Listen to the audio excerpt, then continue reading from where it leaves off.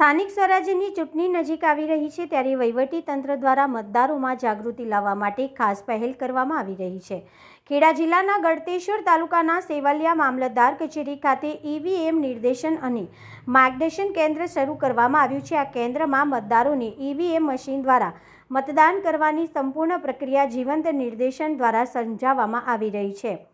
ખાસ કરીને ગ્રામ્ય વિસ્તારોના મતદારોને ધ્યાનમાં રાખીને આ અભિયાન હાથ ધરાયું છે, જેથી તેઓ કોઈપણ ભય કે ગેરસમજ વગર પોતાના મતના અધિકારનો ઉપયોગ કરી શકે। અહીં મતદારોને બેલેટ યુનિટ પર બટન દબાવવાથી લઈને બીપ અવાજ સુધીની પ્રક્રિયા સમજાવવામાં આવે છે।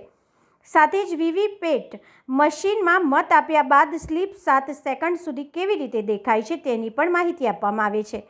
વહીવટીતંત્ર દ્વારા સેવાલિયાના મતદારોની અપીલ કરવામાં આવી રહી છે કે તેઓ કોઈ પણ લાલચ કે ભય વિના લોકશાહીના આ મહાપર્વમાં ઉત્સાહભેર ભાગ લે।